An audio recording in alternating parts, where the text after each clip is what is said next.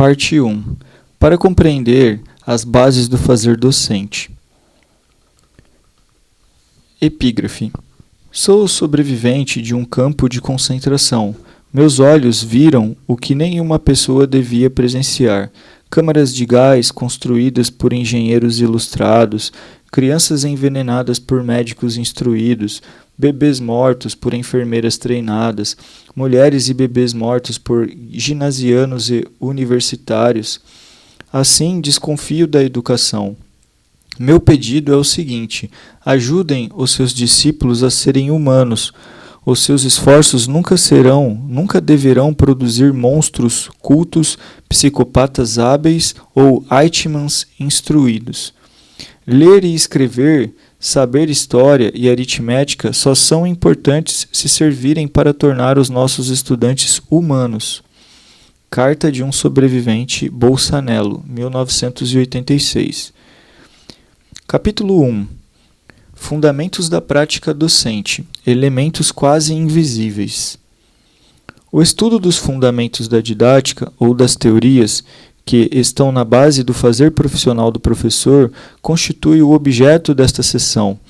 Estes elementos nos possibilitarão compreender os determinantes históricos do fazer docente, proceder uma leitura crítica de nossa prática e redimensioná-la em função das concepções que construímos acerca da sociedade, da educação, da escola e do papel docente no processo de ensino e de aprendizagem. De início, é importante aprender que o projeto de educação, a forma de organização e de funcionamento da escola, bem como a ação didática dos professores, assumem diferentes formas no decorrer do tempo. Por vezes, apresentam mudanças substanciais, noutras apenas superficiais. São enfoques, movimentos, formatos, tendências, correntes, abordagens diferenciadas sobre a educação e a prática pedagógica, segundo um aporte teórico hegemônico em cada momento e lugar. E o que estamos chamando de aporte teórico?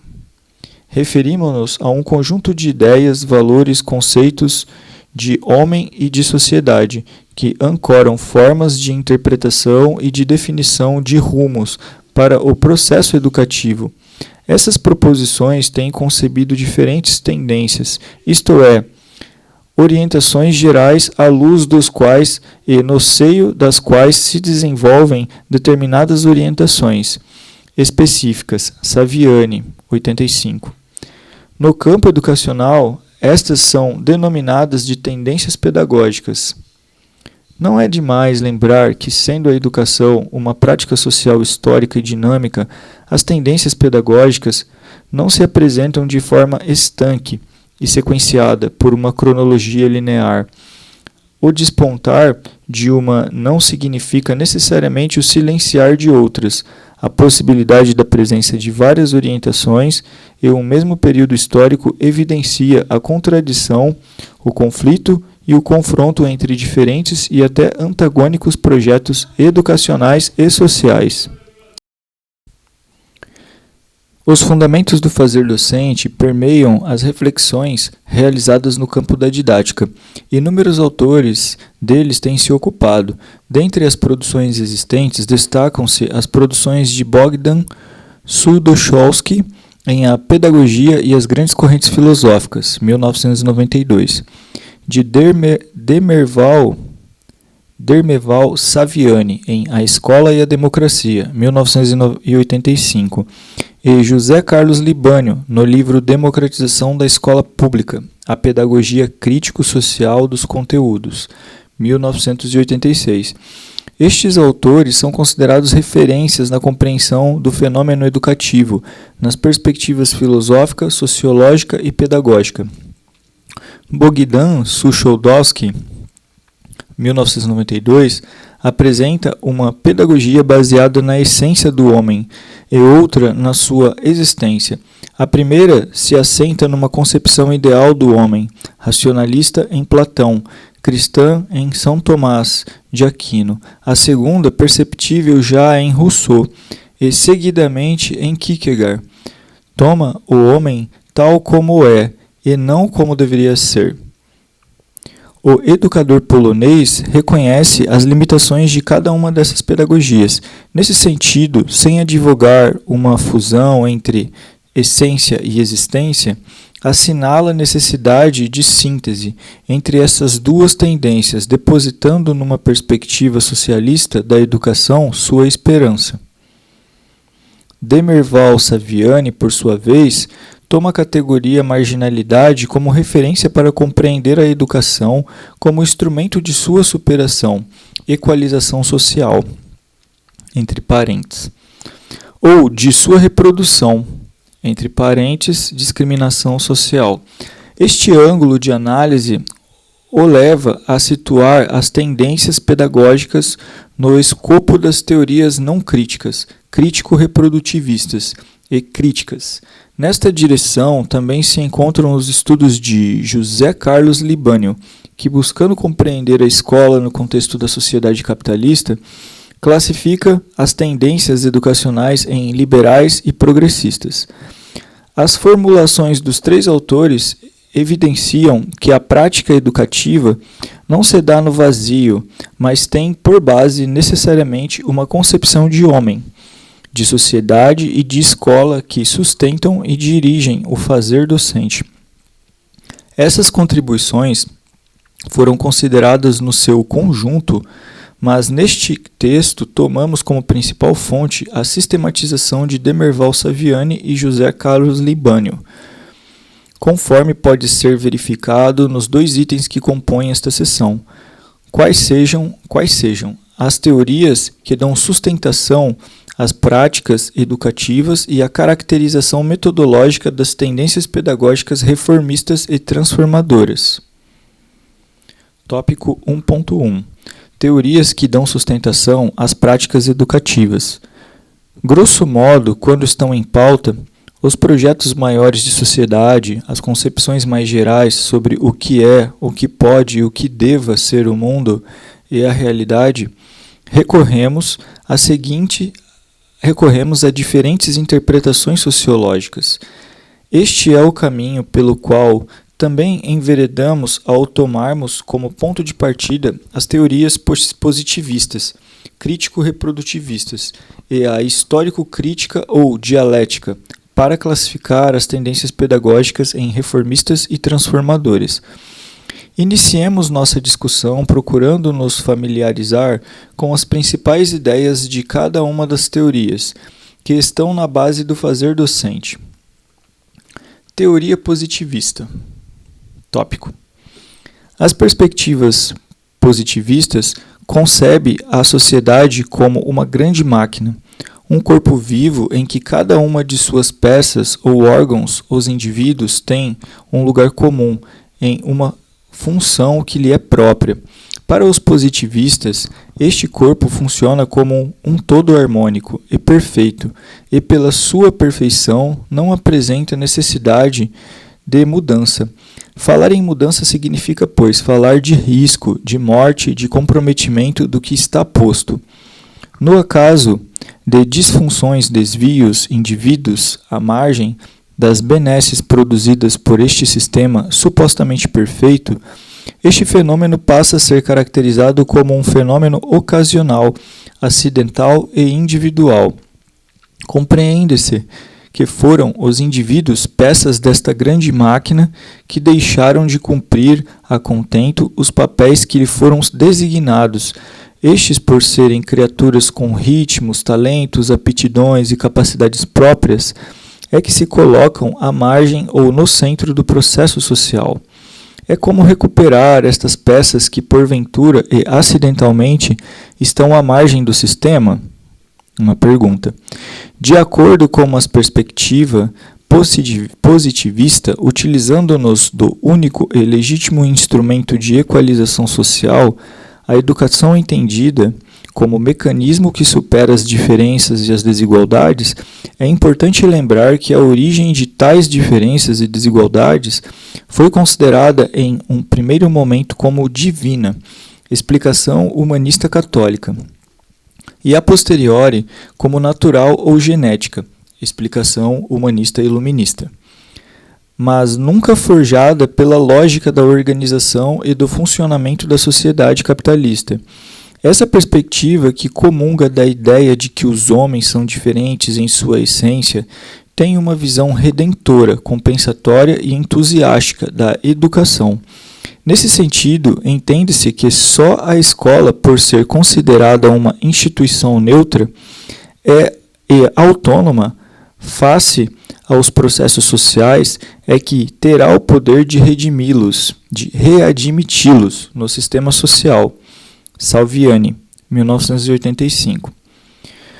Com o suporte dessa linha de pensamento, 4 tendências pedagógicas apresentam explicações particulares para o fenômeno da marginalidade, prescrevendo medidas pedagógicas também diferenciadas para sua superação, quais sejam: tendência pedagógica tradicional, herança jesuítica, tendência pedagógica renovada progressivista, herança do pragmatismo de Dewey, tendência pedagógica renovada não diretiva, legado da psicologização do ensino, tendência pedagógica tecnicista, transposição dos princípios Fabris para o chão da escola, Taylorismo e Fordismo, entre parênteses. Para a tendência pedagógica tradicional, nomenclatura utilizada por Saviani em 1985 e Libânio em 1986, se os indivíduos estão na condição de excluídos é porque lhes faltam conhecimentos. Por este motivo, a escola se propõe a transmitir o produto final do saber científico e universal. A tendência pedagógica renovada, progressivista, denominação cunhada por Libânio, 1986, explica o fenômeno da marginalidade, pelo fato de os indivíduos não terem desenvolvido até então as estruturas cognitivas necessárias à construção do saber. Nessa condição, estes indivíduos ficam à mercê da produção intelectual alheia e, por consequência, tornam-se meros consumidores do acervo científico e cultural produzido por outros. A tendência pedagógica renovada, não diretiva, assim identificada por Libânio, aposta na formulação da personalidade, na formação da personalidade, no autoconhecimento, na realização pessoal. Saudáveis relações interpessoais são percebidas como estratégia de superação do fosso existente entre aqueles que se encontram à margem e os que se encontram no centro do sistema. A tendência pedagógica tecnicista, terminologia utilizada por Saviani e Libânio, defende que a superação dos processos de exclusão passa pelo caminho da formação para o mercado de trabalho, treinando mão de obra acrítica sob a lógica da produção em massa padronizada. Para as tendências pedagógicas acima, o indivíduo sempre tomado de modo isolado e não como classe social é que precisará aprender a reconhecer, a ser, a conviver e a fazer, considerando as formulações de Suchodolski. É possível dizer que essas orientações pedagógicas se assentam numa concepção existencialista do homem. Partindo dessa premissa, tais correntes pedagógicas foram classificadas por Demerval Saviani como não críticas e por José Carlos Libânio como liberais.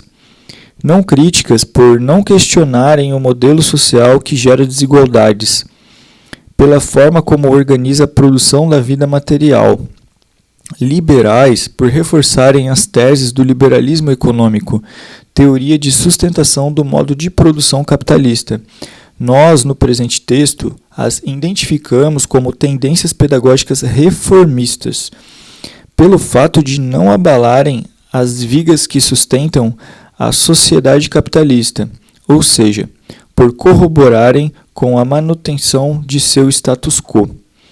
Mesmo que a perspectiva positivista ainda predomine como corrente de pensamento, não podemos afirmar a sua unanimidade. Há os que acreditam e lutam por mudanças radicais, profundas e estruturais, Um exemplo disso são os teóricos críticos reprodutivistas, que chegam e desmontam as certezas positivas acerca das possibilidades de organização da sociedade e do papel exercido pela escola. Teorias crítico-reprodutivistas. Tópico. Os que sistematizam a perspectiva crítico-reprodutivista se contrapõem de modo radical aos positivistas. Assim o fazem por perceberem conflitos sociais, por negarem a harmonia e a perfeição do modelo social capitalista e por denunciarem a natureza degenerativa deste tipo de sociedade. Para eles, a sociedade capitalista é conflituosa e classista, sendo a desigualdade e a exclusão não só produtos inerentes à sua estrutura, mas condição para sua manutenção. Ao mesmo tempo, por perceberem o movimento, a transformação em todas as coisas, defendem a necessidade e a possibilidade de mudança e de criação de uma nova ordem social. Mas como efetivar essas mudanças? Que espaços ocupar para este fim? A escola seria um destes espaços? Para os teóricos crítico-reprodutivistas, a mudança social é necessária e possível, contudo não é realizável nos aparelhos ideológicos de Estado. Sigla AIE.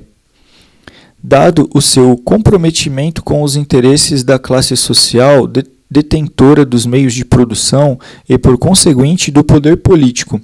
Para estes, a escola, como um dos AIE, aparelhos ideológicos de Estado, é tão somente instrumento que mantém, conserva e reproduz o status quo, um espaço de dominação, alienação e, consequentemente, de morte dos desejos de mudança.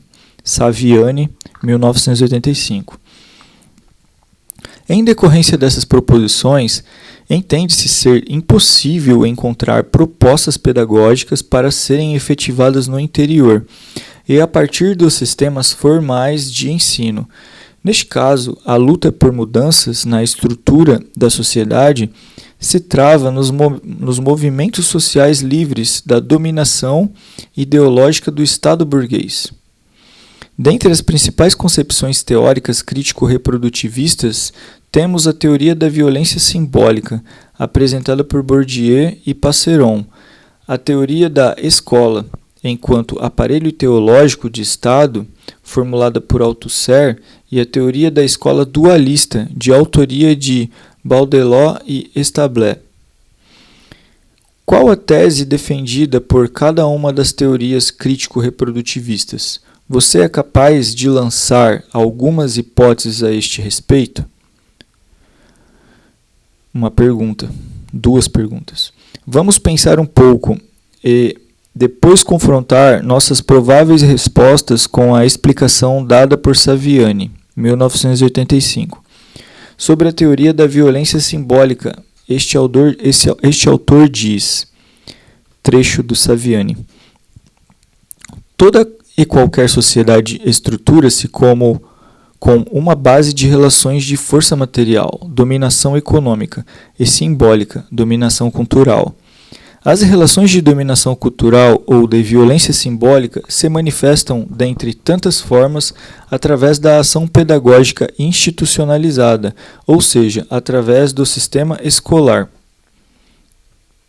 Este argumento denota a prática coletiva escolar como uma ação política tão neutra, cujo processo formativo é permeado por relações de dominação via imposição arbitrária da cultura dominante. A noção de ideologia ocupa lugar importante na teoria da escola como aparelho ideológico do Estado, a qual possui uma existência material que, segundo Saviani, toma forma em rituais e instituições criadas e mantidas pelo próprio Estado. Tais instituições ou aparelhos tanto podem assumir um caráter repressivo quanto ideológico. No primeiro caso, quando fazem uso da força para a manutenção da ordem. No segundo caso, quando funcionam massivamente através da ideologia e secundariamente da repressão. Por sua vez, a teoria da escola dualista entende que, mesmo possuindo aparência unitária e unificadora, a escola encontra-se dividida em duas, uma para a burguesia e outra para o proletariado. Esta dualidade reproduz, assim, a divisão social existente entre capital e trabalho, dominantes e dominados, opressores e oprimidos. A teoria histórico-crítica ou dialética. Felizmente, novos elementos são incorporados à nossa capacidade de ler o mundo. Entram no debate teóricos que percebem as contradições e a resistência em todos os espaços sociais, inclusive nos aparelhos ideológicos de Estado, e que as toma como propulsoras do movimento, da ruptura, da transformação de velhas e novas estruturas. Vamos aprender com Gramsci, ou Giroux, que a escola, mesmo na condição de aparelhos ideológicos de Estado, é também um espaço de luta possível, tanto quanto os movimentos sociais e classistas organizados pelos trabalhadores. Apoiadas neste raciocínio, 3 proposições educativas compõem o bloco das tendências pedagógicas progressistas, ou seja, as que compartilham da teoria crítica da sociedade e da concepção dialética da educação. E quais são elas? Como explicam o fenômeno da marginalidade? Quais os desafios por ela apresentados? Nossa reflexão busca apontar alguns elementos que ajudam a compreender tais questões. Para as tendências pedagógicas progressivas, o papel da escola é o de contribuir com o processo de construção e consolidação de outro modelo social.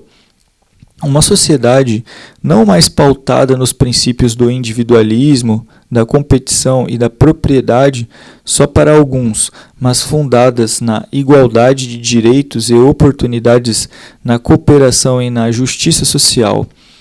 Cabe à escola instrumentalizar as classes trabalhadoras com elementos teóricos e práticos essenciais à formação da realidade.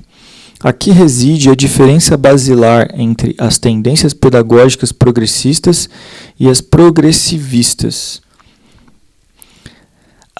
As primeiras se empenham na defesa de mudanças sociais profundas, ao passo que as segundas acreditam na possibilidade de empreender reformas que aperfeiçoem o atual modelo social. Ilustra esta tese as proposições de Dewey, que sustentou a bandeira da democratização da sociedade e da escola, mesmo sob a lógica do capitalismo. A tendência pedagógica libertadora, uma das vertentes do bloco das tendências pedagógicas progressistas, propõe o desafio da promoção de situações educativas que gerem a capacidade de desvelamento dos véus que encobrem a realidade.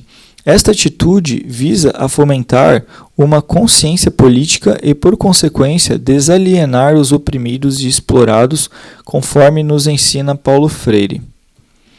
A tendência pedagógica libertária considera que conseguir alcançar os propósitos progressistas não pode prescindir da contribuição das experiências coletivas e democráticas, de organização grupal e de autogestão pedagógica. Acredita ser este o primeiro passo para a gestão coletiva e democrática da nova sociedade a ser erguida. Para a tendência pedagógica histórico-crítica, assim denominada por Saviani e identificada por Libânio como crítico social dos conteúdos, o compromisso fundamental da educação escolar é o de assegurar aos dominados a apropriação crítica do saber científico e universal. Este se constitui em instrumento de luta por excelência para a elaboração de um novo projeto social, papel secundarizado pelas tendências pedagógicas libertadora e libertária.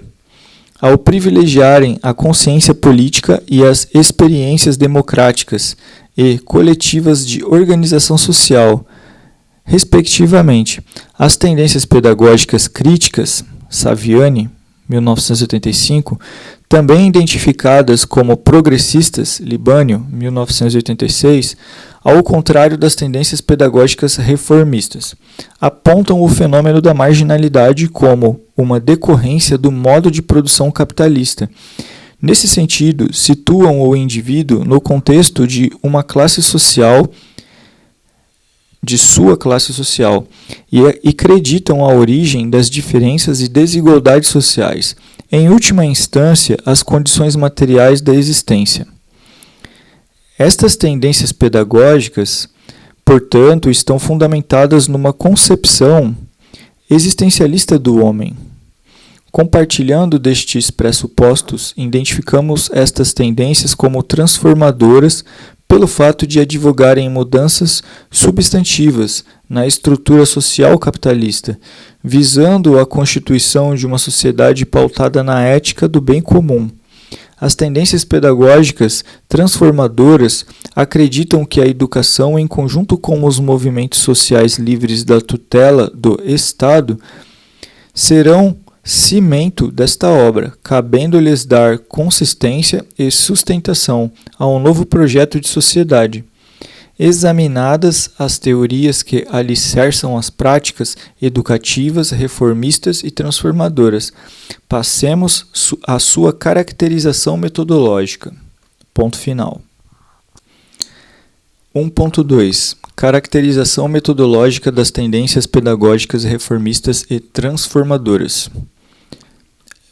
Em princípio, não é demais lembrar que a ação didática é uma prática social que acontece em um determinado contexto e orientada por ideais de escola e de sociedade. É fruto de certos pressupostos e propósitos, deixando transparecer a cada ato, fala ou silêncio, o que somos, acreditamos e defendemos.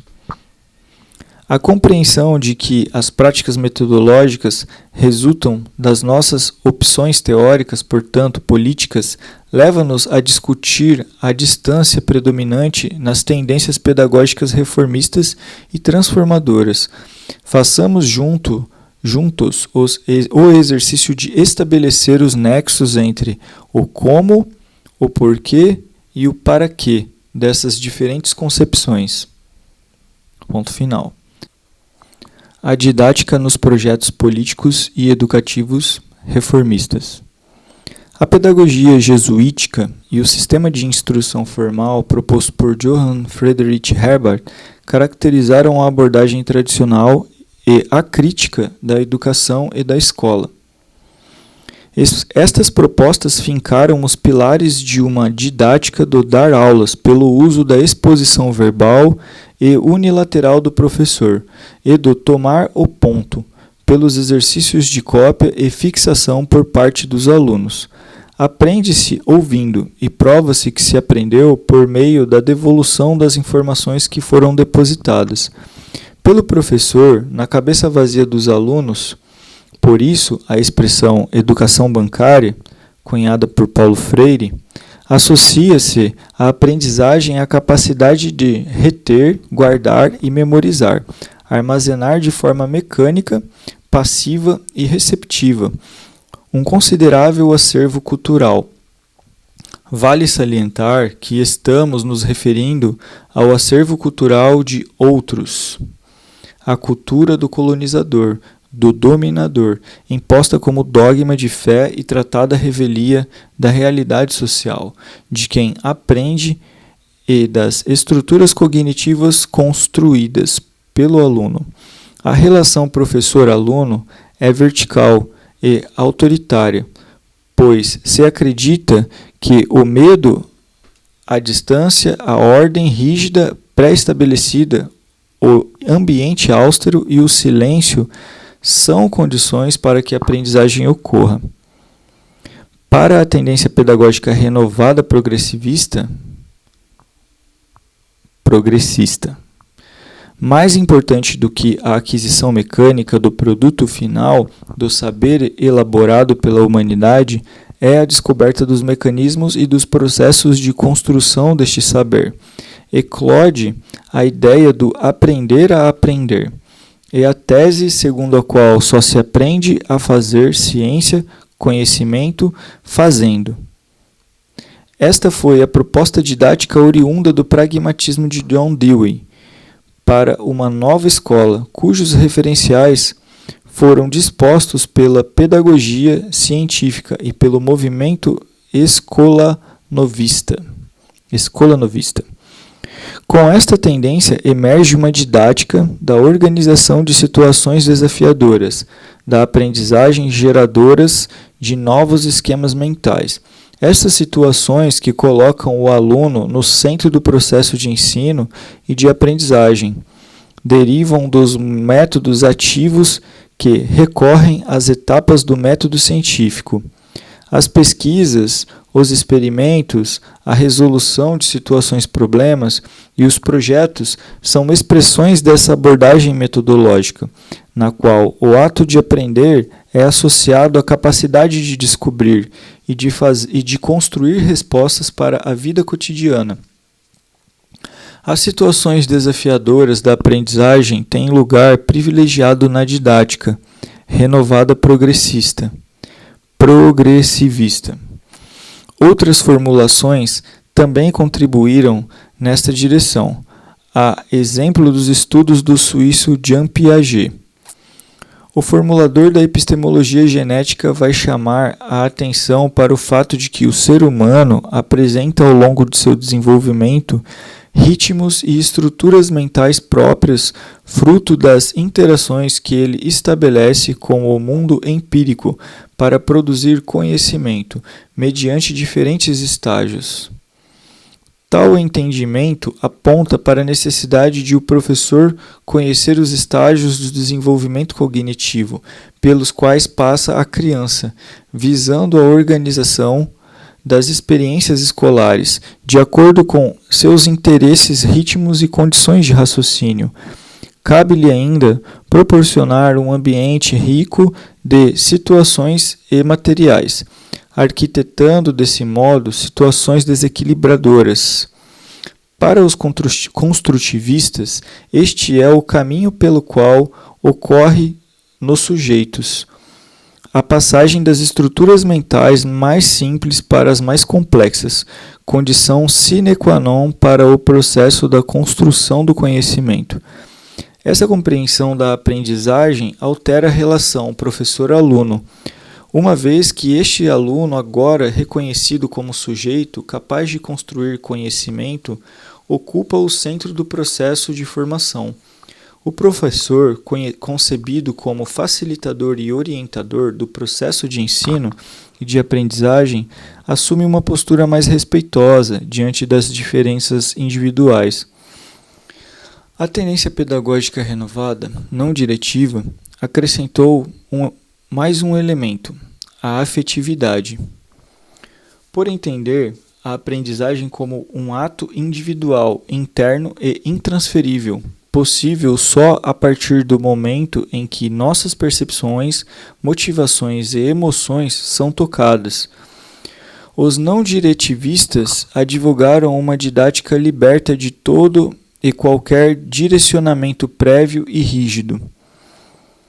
Defendia-se uma didática capaz de gerar um clima propício e facilitador da comunicação do aluno com ele mesmo e com os outros.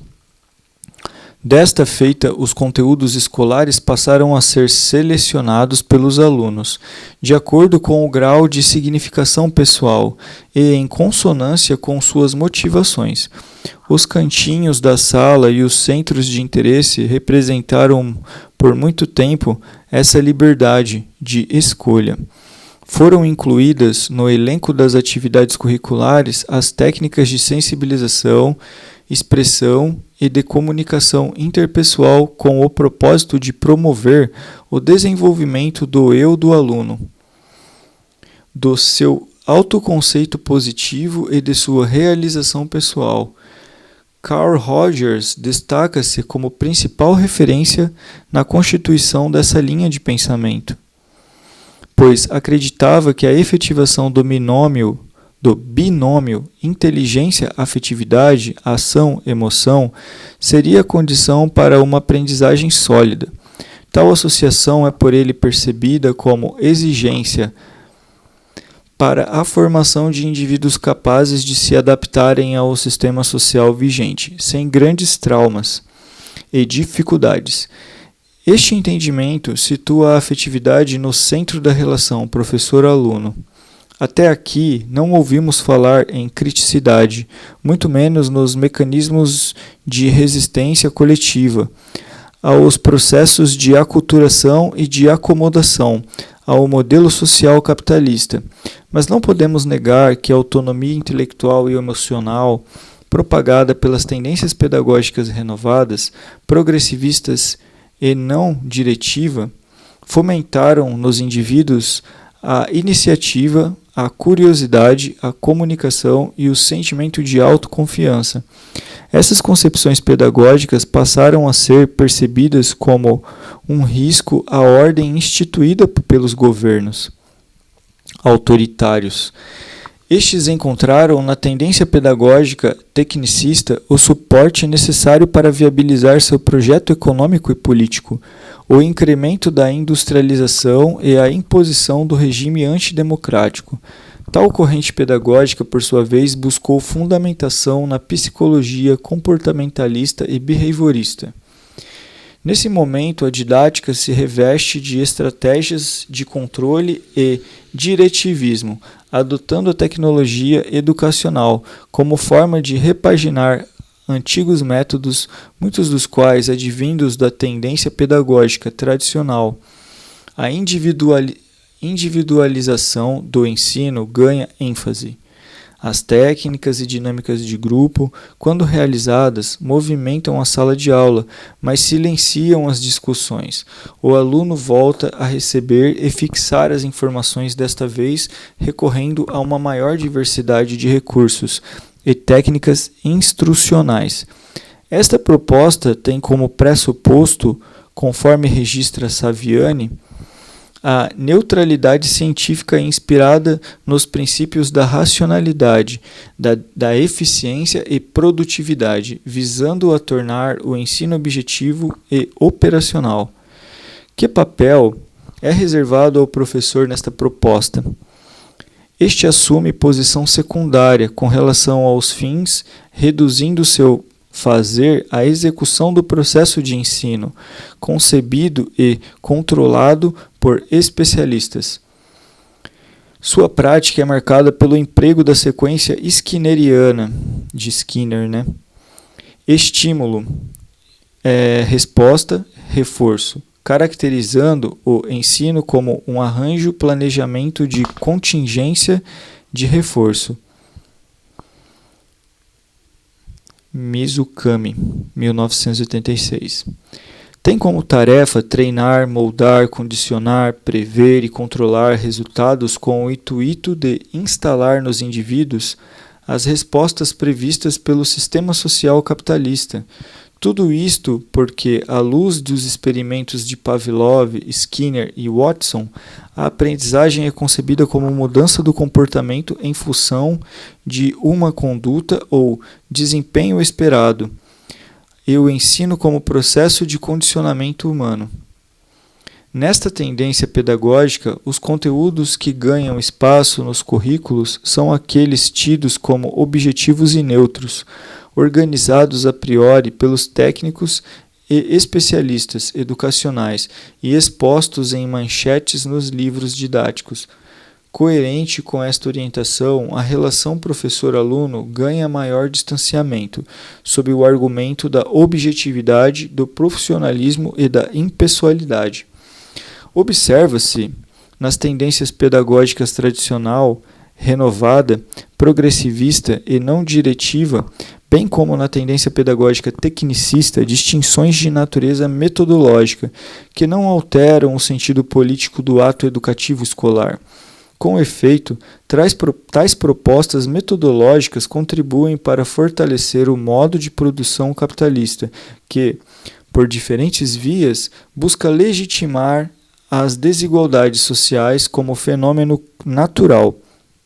Por esta razão, acreditamos não ser demais lembrar que elas compõem o bloco das tendências pedagógicas reformistas.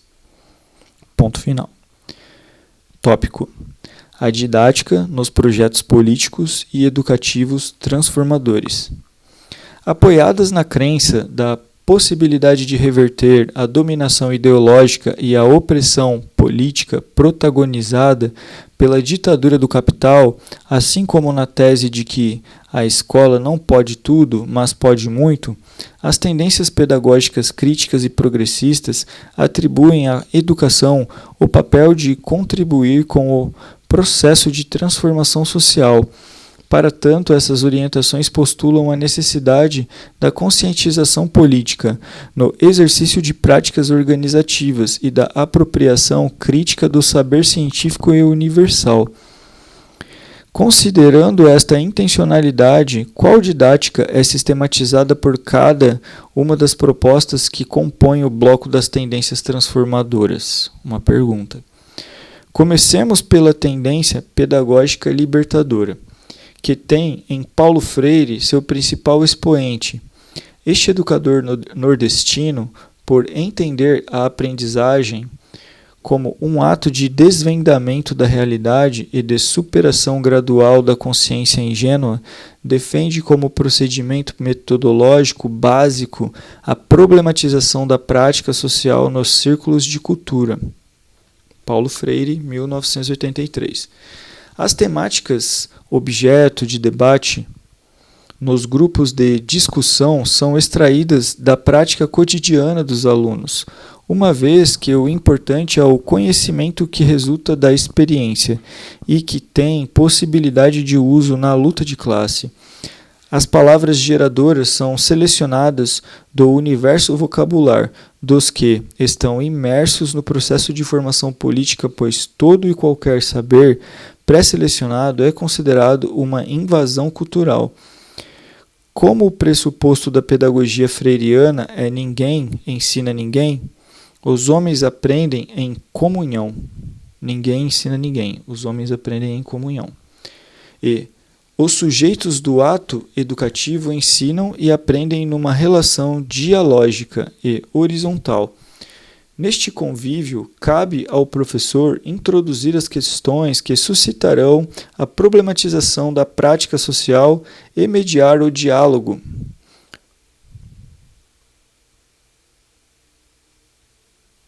Entre os sujeitos fazedores da história e do conhecimento. A tendência libertária, por sua vez, embora corrobore com os fins pedagógicos libertadores, quando estes advogam que o papel da educação é conscientizar para transformar a realidade, adverte para os caminhos que nos levam à consciência crítica e a uma prática transformadora.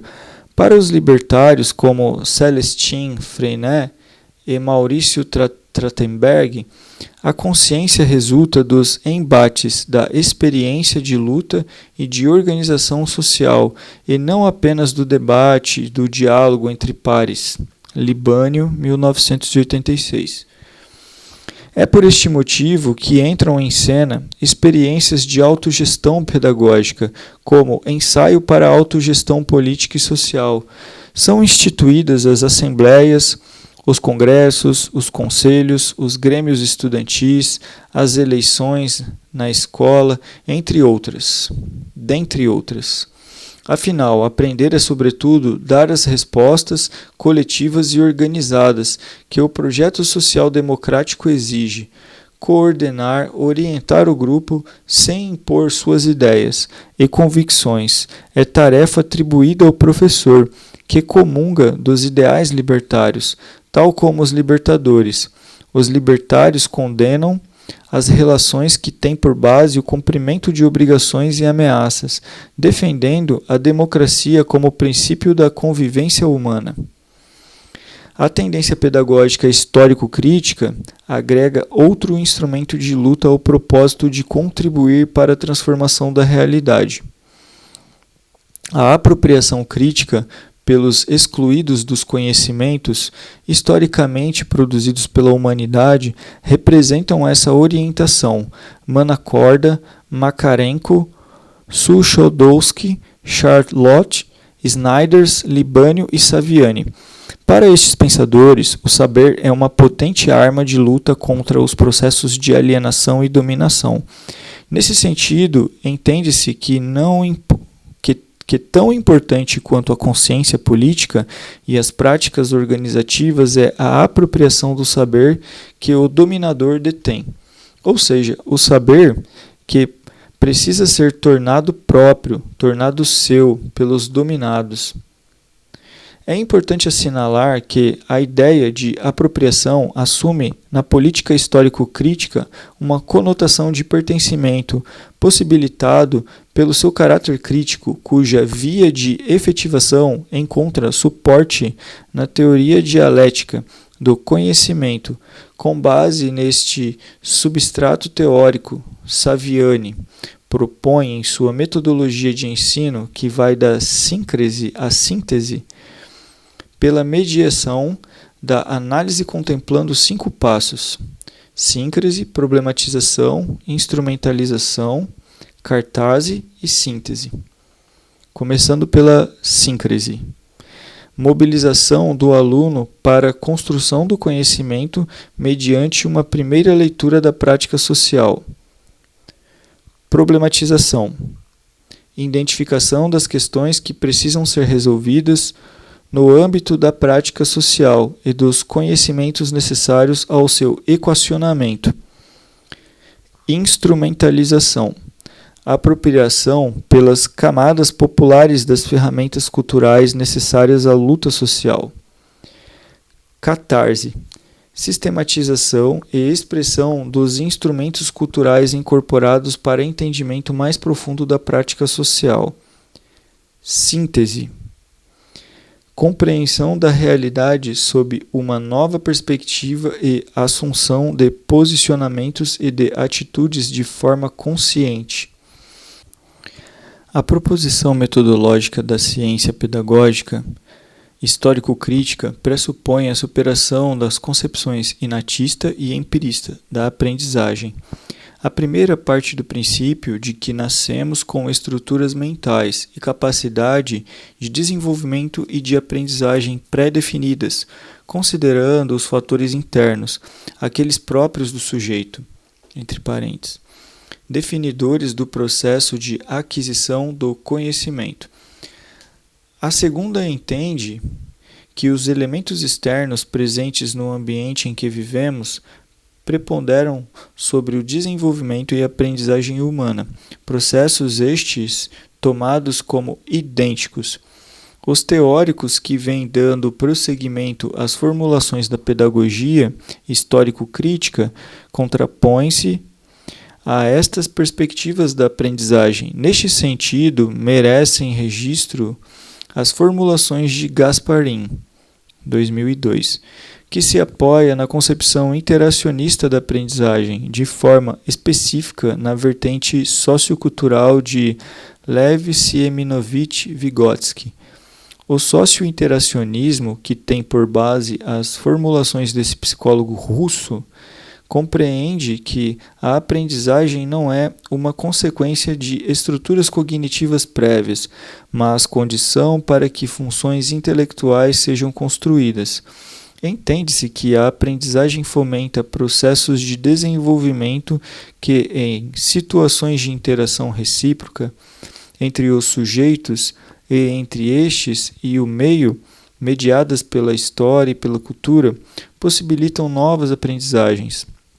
Aqui o meio deixa de ser somente espaço físico e material para ser campo simbólico no qual tudo e todos estão assentados. Aprender nessa perspectiva é entendido como a capacidade de processar as informações, de apropriar-se do saber, de construir conhecimento consistente sobre o real. Ensinar, por sua vez, significa aproximar-se o que se é e o que se sabe daquilo do que se pode vir a ser e a conhecer. Para usar a terminologia vygotskiana, ensinar é mediar e criar condições para fomentar a zona de desenvolvimento proximal, diminuindo a distância entre a zona de desenvolvimento real e a zona de desenvolvimento potencial do aluno.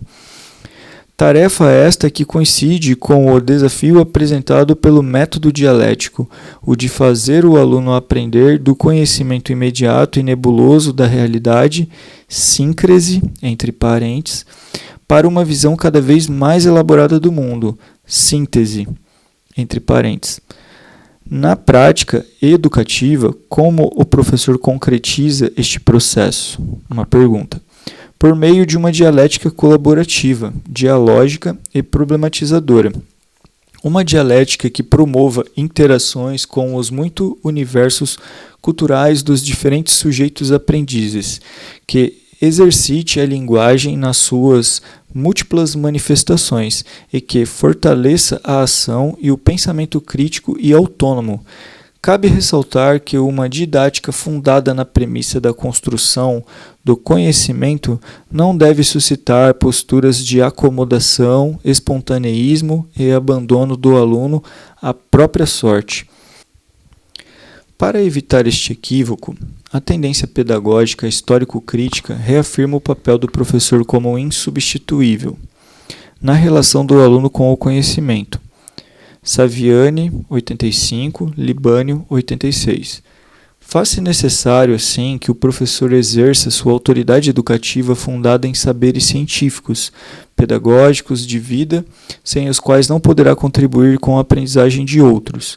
Embora estas formulações não sejam recentes, elas precisam ser melhor apropriadas pelo coletivo dos educadores, sobretudo por aqueles que concebem a educação como ato político, a escola como espaço de sujeitos, de direitos e a didática como mecanismo importante para a concretização do projeto de emancipação humana, elemento comum às pedagogias transformadoras. Refletir sobre os processos históricos de organização da educação e da escola não se encerra nas proposições explicitadas até aqui. Em cada momento histórico emergem propostas e contrapropostas. A cada iniciativa em favor de mudanças estruturais, um movimento de cooptação e distorção das mesmas. Neste sentido, é necessário ficarmos atentos, por exemplo, às orientações do neopragmatismo, do pensamento complexo e da pedagogia das competências. Estas linhas de pensamento vêm reconceptualizando o discurso da profissionalização do magistério com vistas à formação de um trabalhador flexível, sensível, criativo, equilibrado emocionalmente e empreendedor. Um profissional com competências e habilidades para lidar com situações cada vez mais complexas e de risco. Assim, assumir uma atitude questionadora sobre os sentidos das formulações orientadas pelas demandas do neoliberalismo e da pós-modernidade expressa nosso compromisso com um projeto sociopolítico e educativo emancipatório. Desse modo, acreditamos ser importante nos interrogarmos continuamente sobre que tipo de ser humano pretendemos formar, qual educação, escola e fazer didático serão capazes de contribuir para a formação deste homem, que tipo de sociedade esperamos que este homem seja capaz de edificar, que professor, professora, sou e preciso me tornar para ajudar na consolidação deste projeto político-pedagógico. Síntese do capítulo.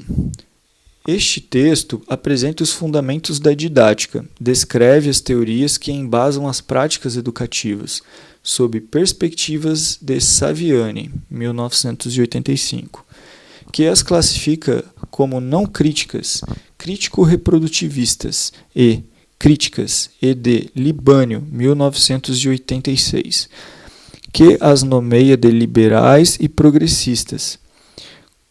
Com esteio essas reflexões, as autoras reclassificam-nas como tendências pedagógicas reformistas e transformadoras, apresentando sua caracterização metodológica. refletem sobre a didática nos projetos políticos e educativos com fins à transformação da sociedade e à emancipação humana. Fim do primeiro capítulo. Fim da parte 1.